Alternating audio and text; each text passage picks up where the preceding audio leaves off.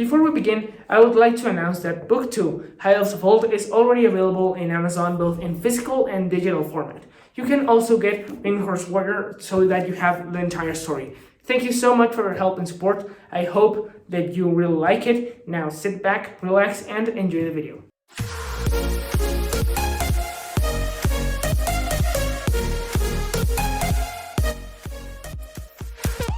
Hello everybody, how are you? I am ARTE, author of the War of Tears saga, and welcome to this third episode of Analyzing Fiction, where we're going to be talking about the second installment in the #1 New York Times bestseller series that pretty much everybody in the world knows about. And that is, of course, Harry Potter and the Chamber of Secrets by J.K. Rowling, published, I believe, in 1999. If I'm wrong, please correct me in the comment. I don't really have information here in hand. However, this book has always been probably one of my favorites. If it's not this one, it's going to be the third one. And I've always enjoyed it because of mainly the storyline and, of course, Dobby. He's Dobby. Why wouldn't he be my favorite character? He's like the favorite character of every single reader who's ever read Harry Potter. He's Dobby. So this is one of my favorite books in the series. And even though now that I've reread it, I have found various kind of things that don't match up quite so good, I still enjoy it pretty well, pretty much because of the nostalgia. So before we begin, of course, I'm going to be doing the POW, which is the Possibles Malediction, POW for its letters in Spanish, and the POW for this book is going to be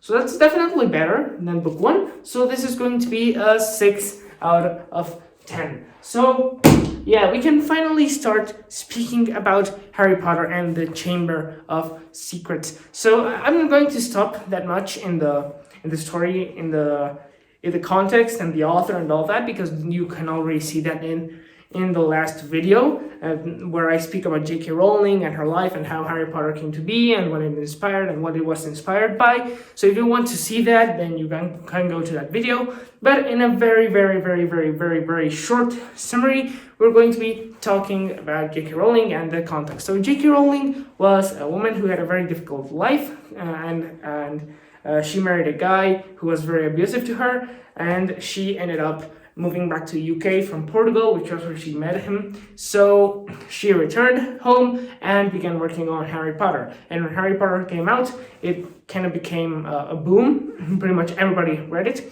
And she became the #1 New York Times bestselling author. So yeah, Harry Potter was like the big success which pushed her on. So that's pretty much her life. And she's tried to write some things after Harry Potter, but they haven't been as well known as the original series. And as for the context, Harry Potter was very inspired by authors like Tolkien and Dickens. She also inspired herself a lot in her own life.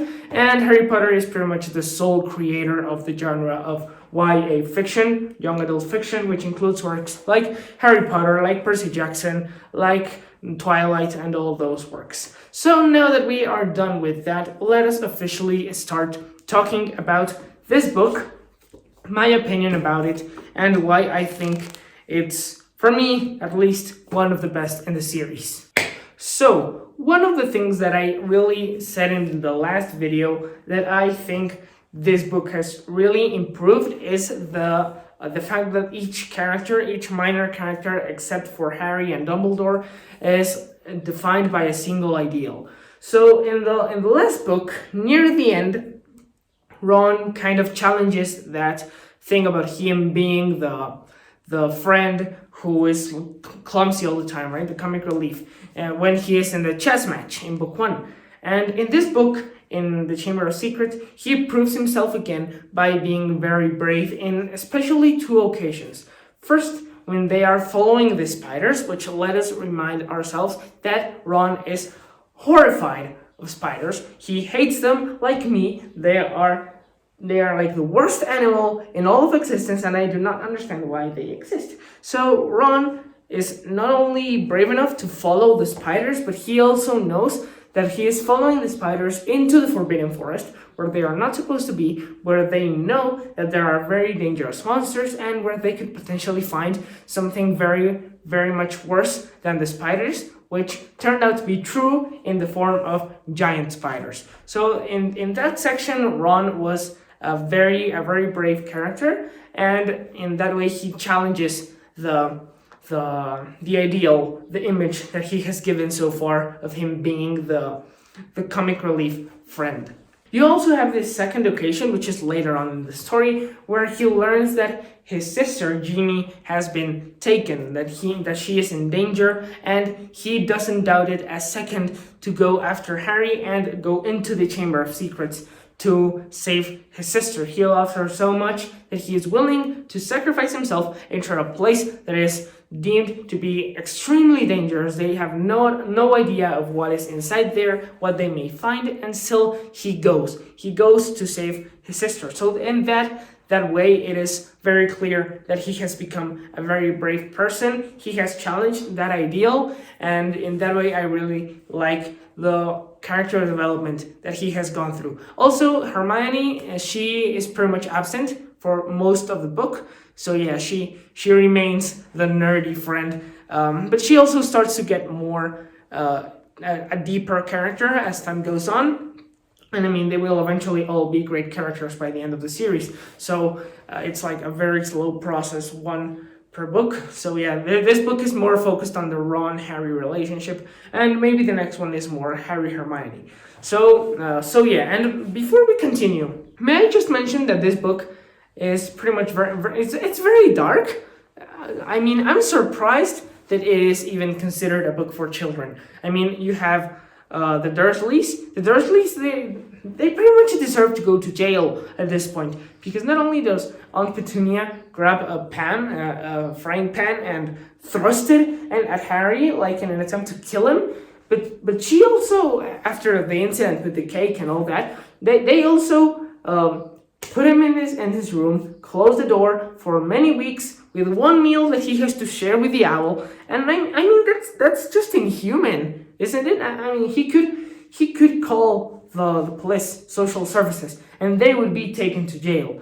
I mean, that's just in another level of hard right there. That's just cruel for a child that is 12 years old. And then we have Ginny, who, I mean, in the first read, it's not that obvious, but if you read it again multiple times, you will start to notice that with every single attack, she is paler, she is more tired, she is becoming more sick over time. And if at first you confuse it with her being afraid, as you read on, you will start to realize that she is literally dying right there in front of you. She is being killed by someone far more powerful than her, who knows far more magic than her, and who is very cruel, who is essentially Voldemort, the Dark Lord, and he is using a little girl who is 11 years old, torturing her, making her do things that she does not want to, and slowly killing her. I mean, if that is not cruel to you, then I don't know what is, because that is simply too much. That is too dark. That is pretty much worthy of a horror movie. And this book here is still for children. I mean, J.K. Rowling is very talented for making things that are supposed to be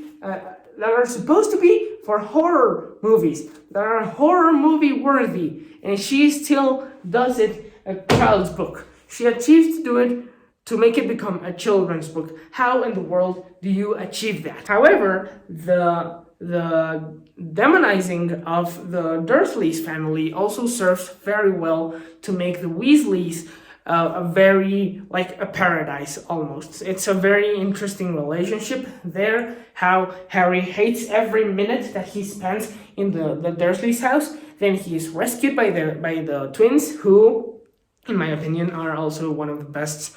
It's one of the best duos in history of fantasy. I mean, they're right up there with Batman and Robin and all those. So yeah, the twins go and rescue him and take him back to the Burrow, and the Burrow is just so amazing. Harry feels so great with every minute that he passes in the Burrow. It's just amazing how how great the relationship, how great the difference is between one place and the other. And especially Molly manages to create such a very unique ambience when she arrives, sees her children, and just begins scolding them as hard as she can. Then she sees Harry and treats him like an angel, and then arrives Arthur and begins being amazed by the Muggle world. I mean, the relationship that Harry has with the Weasley's family is just amazing. It's very, very interesting, and I really love it. How he and the Weasleys get along throughout all of the books. It's very amazing.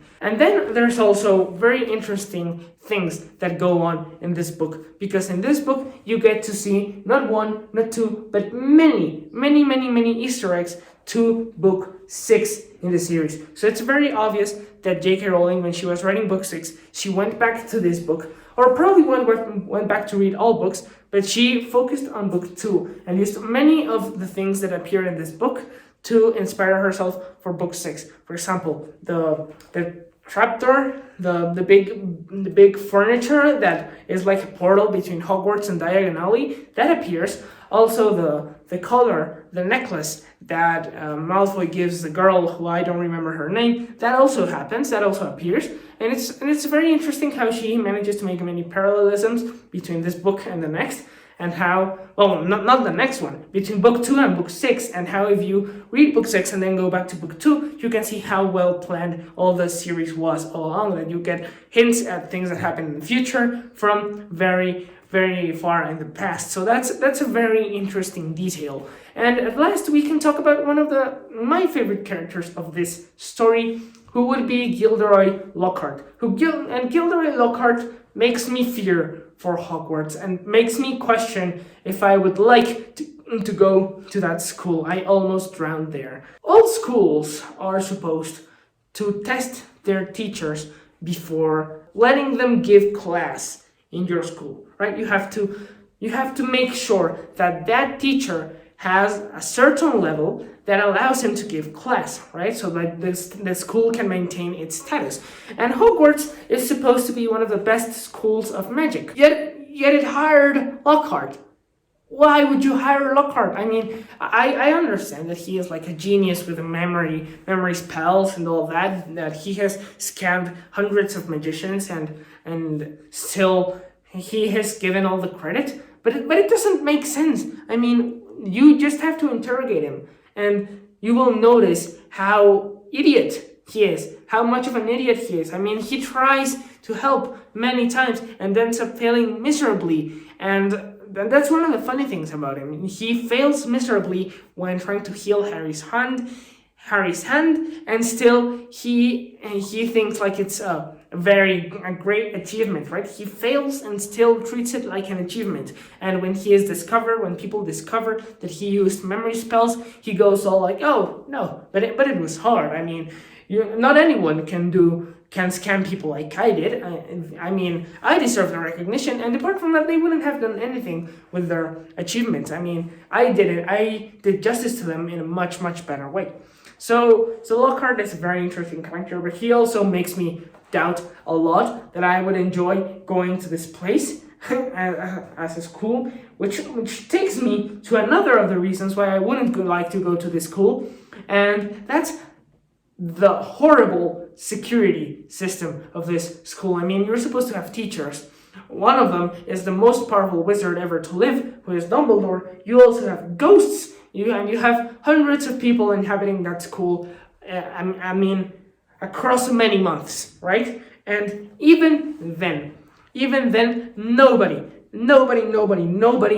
managed to notice the basilisk, not once, without being petrified. I mean, I understand that the ghost, I don't remember his name, almost beheaded Nick. That ghost, he saw the basilisk, and because he saw him in the eyes, he was petrified, as well as many other students.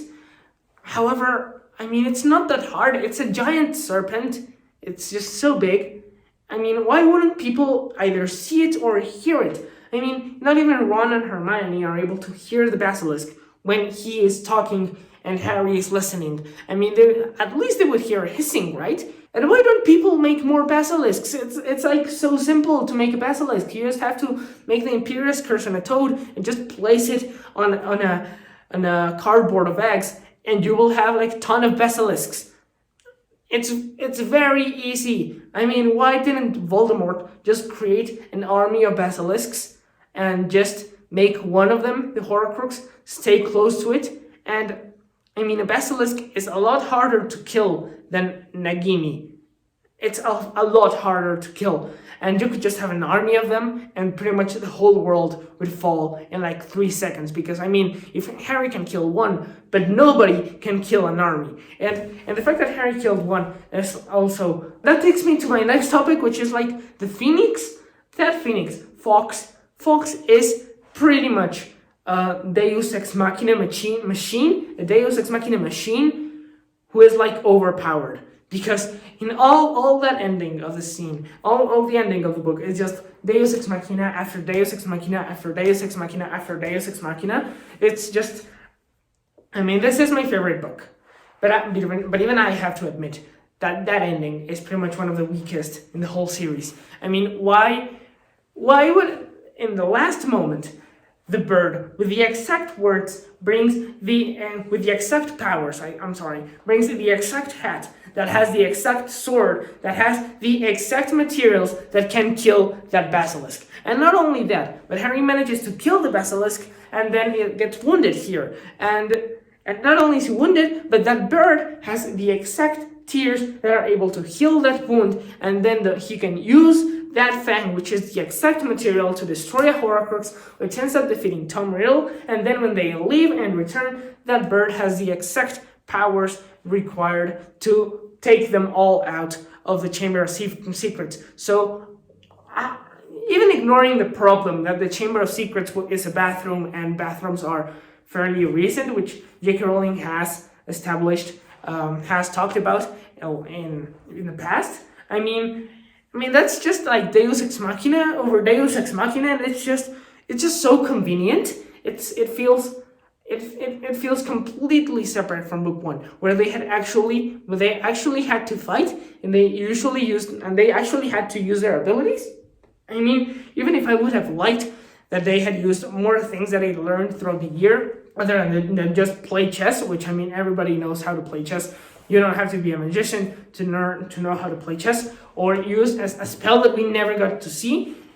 I mean, in that book, at least they got to fight to achieve what they wanted.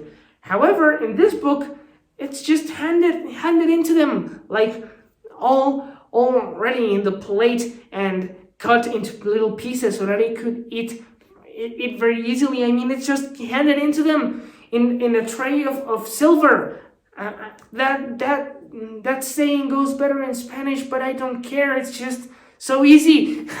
And that's one of the reasons why, even though it's my favorite, it's not as good as the first one. And yeah, in that thing, it's not, in that aspect, it is not as good as the first one. However, it is still my favorite, which is why I will give Harry Potter a 73 out of 100. Harry Potter and the Chamber of Secrets, 2 points. It's 2 points more than Harry Potter and the Philosopher's Stone. So yeah, it's a very good book. I really enjoy it. And while the whole ending, all this is Deus Ex Machina and Deus Ex Machina, it's still very interesting, and I still enjoy it very much. So anyway, I hope that you enjoyed this video, which turned into kind of a rant at the end.